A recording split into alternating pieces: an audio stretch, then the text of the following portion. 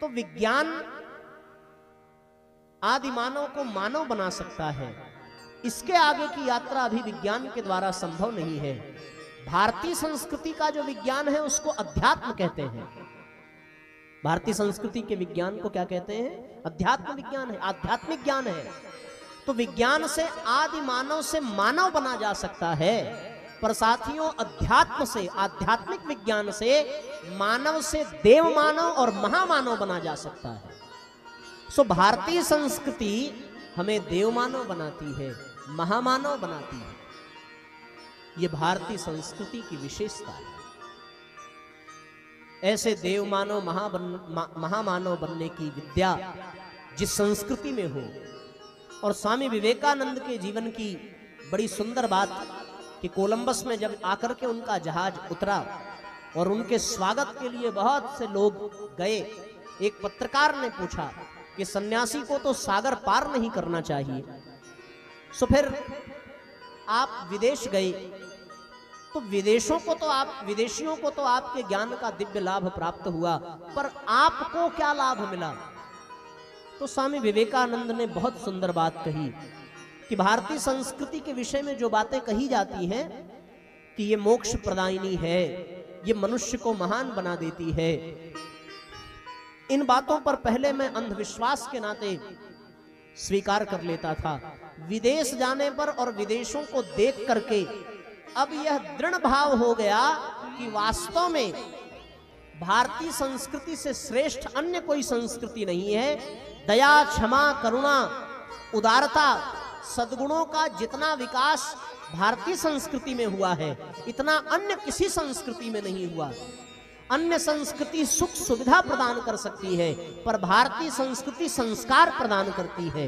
अन्य संस्कृति संसार में नियुक्त कर देती है, पर भारतीय संस्कृति संसार से मुक्त कर देती है। अन्य संस्कृति आपको मानव बना सकती है, अन्य संस्कृति से कदाचित जीव दानव भी बन सकता है, पर भारतीय संस्कृति से जीव महामानव बन जाता है, देव मानव बन जाता है, यहां तक कि भगवान भी बन सकता है। इसलिए हर वह प्राणी जिसे परमात्मा को प्राप्त करने की इच्छा हो और जो अपने जीवन में पूर्ण होना चाहता हो, उसे अपने जीवन यात्रा में कम से कम एक बार अवश्य भारतीय संस्कृति के अंतर्गत जन्म लेना पड़ेगा और उसे भारत आना पड़ेगा, और यहाँ की संस्कृति के संदेश को जीवन में उतार करके ही वो अपने जीवन की पूर्णता को प्राप्त कर सकता है। इसलिए भारतीय संस्कृति से श्रेष्ठ और कोई संस्कृति नहीं है। और देवर्षि नारद जब भारतीय संस्कृति की इतनी महानता के पश्चात भी भारत देश की स्थिति अत्यंत दयनीय, अत्यंत शोचनीय और अत्यंत विचारणीय स्थिति में देखते हैं, तब उनका मन बड़ा ही सशंकित हो जाता है। वो संस्कृति जहां मातृ देवो भव, पितृ देवो भव, आचार्य देवो भव, और ऐसी संस्कृति को मानने वाले वृद्धाश्रम का निर्माण कर रहे हैं, ये कष्ट की बात है। आत्मवत सर्वभूतेषु की भावना रखने वाले जाति पात की बात करते हैं, ऊंच नीच की बात करते हैं, गोरे और काले की बात करते हैं, छुआछूत की बात करते हैं, ब्राह्मण और शूद्र की बात करते हैं। भारतीय संस्कृति का यह सिद्धांत, भारतीय संस्कृति का सिद्धांत आत्मवत सर्वभूतेषु, सब में अपनी आत्मा को देखना। भारतीय संस्कृति का सिद्धांत मातृवत परदारेषु, पराई स्त्री में माता के दर्शन करना। और उस देश में जहां नवरात्रि की पूजा होती हो, स्त्री की पूजा होती हो, देवी मां की पूजा होती हो, वहां स्त्रियों का हरण होना, उनका बलात्कार होना, स्त्रियों के छोड़िए छोटे छोटे बच्चियों के साथ दुष्कर्म होना, ये सारे प्रसंग व्यक्ति की आत्मा को, व्यक्ति की रूह को कपा देते हैं। और ऐसी स्थिति में साथियों नारद जी का मन अत्यंत सशंकित हुआ, अत्यंत उद्वेलित हुआ। भारतीय संस्कृति परद्रव्येषु लोष्टवत की भावना से अनुप्राणित है, यानी दूसरों के धन को काष्ठ के समान समझना, यह भारतीय संस्कृति का सिद्धांत था। और यहां दूसरों की संपत्ति का हरण करने के लिए भाई भाई की हत्या कर देता है। व्यक्ति में ऐसा विवाद होता है कि कई पीढ़ियां कोर्ट कचहरी के चक्कर लगाती रह जाती हैं। ऐसी संस्कृति में जन्म लेने वाले प्राणी इस प्रकार के कुविचारों, इस प्रकार के कुकर्मों में बंध जाएंगे, ये नारद जी के समझ से परे था। उनके मन में बड़ी विचित्र चिंता जाग गई, हे भगवान, ये अनर्थ, और भारतीय संस्कृति में ऐसा अनर्थ, भारत देश में ऐसा अनर्थ। ऐसी स्थिति को देख करके जहां जहां मनुष्य की गौरव गरिमा समाप्त हो गई, हमारी संस्कृति उदार चरिता नाम तू वसुधैव कुटुंबकम, सारी धरती को ही अपना परिवार मानने वाली संस्कृति, और सारे धरती को ही अपना परिवार मानने वाली संस्कृति अपने ही परिवार के लोगों से अलग हो जाती है और समूह में रहने वाला परिवार छिन्न भिन्न होकर के एकल परिवार के रूप में इधर उधर भटक रहा है। तो नारद जी की शंका समीचीन हो जाती है, नारद जी की शंका वास्तव में विचारणीय हो जाती है। ये वो संस्कृति है ईशावास्यमिदं सर्वम, जहां ये कहा गया कि कण कण में ईश्वर का वास है। ईशावास्यमिदं सर्वम यत्किंच जगत्याम जगत, जगत के कण कण में परमात्मा का वास है। ये वो संस्कृति है, और ऐसे संस्कृति में व्यक्ति पाप कर्म में निरत हो, ऐसे संस्कृति में व्यक्ति ब्रह्म मुहूर्त की मर्यादा को धारण न कर सके, तो फिर साथियों नारद जी की शंका समीचीन हो जाती है, विचारणीय हो जाती है। ऐसी भारतीय संस्कृति जिसने सारे देश को मार्गदर्शन दिया है, जो कभी इस संसार का जगत गुरु रहा, ऐसे देश के निवासी इस प्रकार के कुकर्म और इस प्रकार के गलत आचरण, गलत चिंतन में डूब जाएं, तो साथियों बात सोचने की हो जाती है। को गलत तो नहीं कह रहे, बताओ भैया। जहां संपत्ति के लिए भरत ने अपने जीवन के सर्व सुख का त्याग कर दिया भाई के प्रेम के नाते, और वहां हम भाई के प्रेम को ताक पर रख करके संपत्ति को महत्व देते हैं। ऐसी संस्कृति हमारी संस्कृति नहीं थी। कौन सी संस्कृति हमारे भीतर आ गई, कहां की ये सभ्यता आ गई कि हम अपने मां बाप का सम्मान नहीं कर पाते।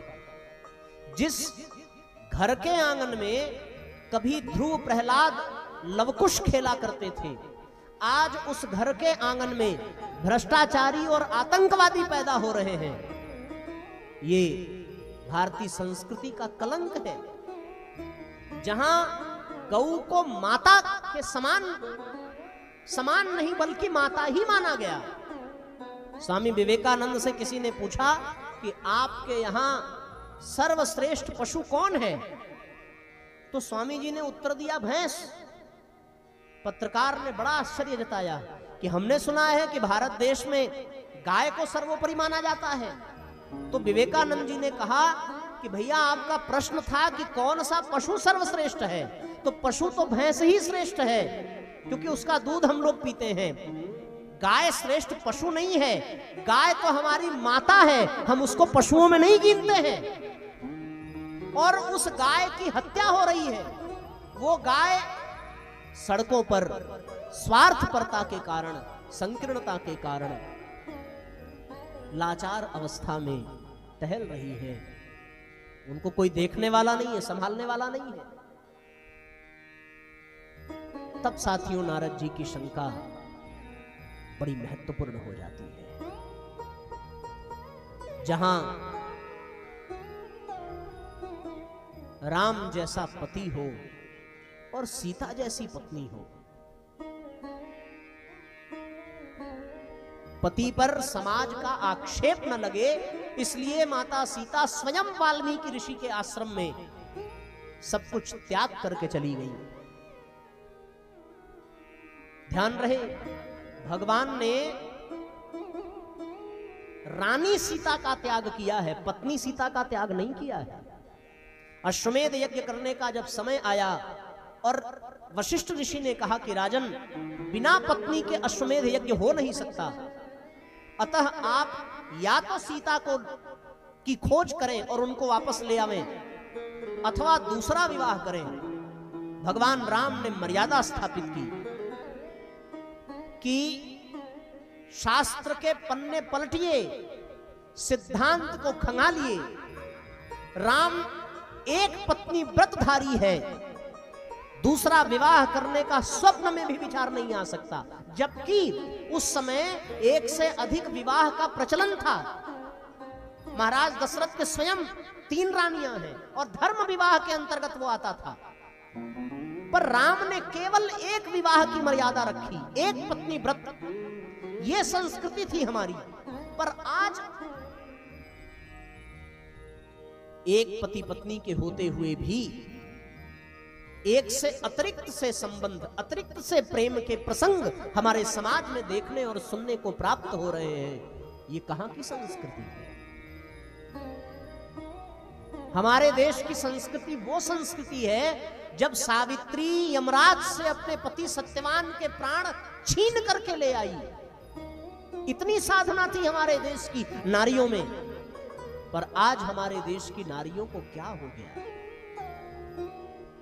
उनके जीवन में फूहड़ता, उनके जीवन में अश्लीलता, उनके जीवन में दुर्भावना, उनके जीवन में संकीर्णता के दृश्य दिखाई पड़ रहे हैं। इसलिए साथियों, नारद जी की शंका समीचीन है, नारद जी का प्रश्न, नारद जी की उद्विग्नता स्वाभाविक है। जब उन्होंने इस देश में आकर के, इस धरती पर आकर के ऐसा देखा। साथियों, कभी इस धरती पर गंगा को माता कहकर के पुकारा जाता था। पुकारते तो आज भी हैं, पर मानते नहीं हैं। गंगा हमारे लिए माता है। गंगा के जल के विषय में शंकराचार्य जी ने कहा, औषधि जाह्नवी तोयम वैद्यो नारायणो हरि। जाह्नवी तोयम, गंगा का जल औषधि है, उसे पी लेने से सब रोग मिट जाते हैं।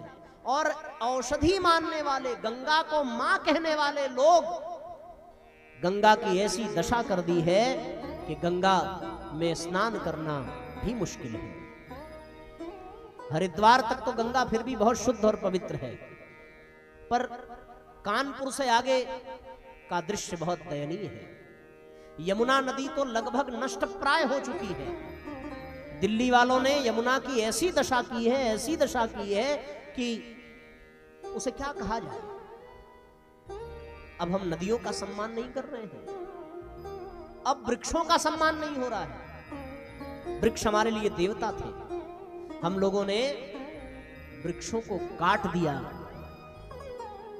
अपने घर के कूड़े कचड़े, अपने फैक्ट्रियों से निकलने वाले जहरीले रासायनिक पदार्थों को गंगा आदि नदियों में बांट दिया। तो साथियों, एक समय हमारी संस्कृति ऐसी थी कि साधु का भेष धारण करके आने वाला रावण भी द्वार से खाली नहीं गया। क्या लगता है, सीता माता जगत जननी है ना, तो क्या उनको नहीं पता कि रावण आया है? वो तो लीला कर रही है ना। किसी ने पूछा माता से कि मां, आप तो जानती थी कि वो छल करने आया है? रावण ने, माता सीता ने कहा, मैं जानती थी कि ये रावण है, पर मुझे इस बात का भी भान था कि मैं रघुकुल की नारी हूं, रघुकुल की बहू हूं। यहां द्वार पर आए हुए ब्राह्मण का कभी तिरस्कार नहीं हुआ, उसे कभी खाली हाथ नहीं लौटाया। भले ही हरिश्चंद्र ने अपना सर्वस्व बलिदान कर दिया हो, पर द्वार पर विश्वामित्र खाली लौटे नहीं। रावण भले ही लूटने आया था, ये उसका पाप था, पर द्वार पर, रघुकुल के द्वार पर कोई ब्राह्मण वेश बना करके आवे और खाली हाथ चला जाए तो रघुकुल की कीर्ति कलंकित हो जाती। साधु के भेष में आए हुए रावण का भी सम्मान हुआ। यह हमारी संस्कृति थी। पर आज हमारी संस्कृति क्या है? आज की स्थिति बहुत दयनीय है। आज तो सच्चा साधु भी आ जाए। हरिद्वार की हम आंखों देखी घटना आपको बतावें। एक बच्चा रो रहा था, उसकी मां उसको दूध पिला रही थी और वहीं दाढ़ी गेरुआ वस्त्र धारण किए साधु सन्यासी बैठे थे। आप सोचो लोगों की मानसिकता। उस मां ने अपने बच्चे से कहा कि बेटा दूध पी लो वरना बाबा जी खा जाएंगे। ये हमारे देश की संस्कृति। अब बाबा जी बच्चे को ही खाने के लिए पैदा हुए हैं, साधु ही बने वो बच्चों को खाने के लिए। अब उस मां के मन में क्या आया? अब वो बच्चा जब बड़ा होगा जो ये सुन रहा है कि बाबा जी खा जाएंगे, तो फिर तो बाबा जी से वो बचेगा ही ना। फिर वो बाबा जी के शरण में कहां जाने वाला है? तो जब बाबा जी के शरण में जाने से बचेगा तो फिर समाप्त गुरु शिष्य परंपरा। कौन बनाए फिर गुरु? और फिर जब बाबा जी ने ये सुना कि हमारे खाने से लोग डर रहे हैं, तो बाबा जी ने खाना चालू कर दिया। ये संस्कृति हमारी। फिर बाबा जी ने भी सोचा कि जो ज्यादा खिला सके उसी को चेला बनाओ। सत्यानाश हो गया।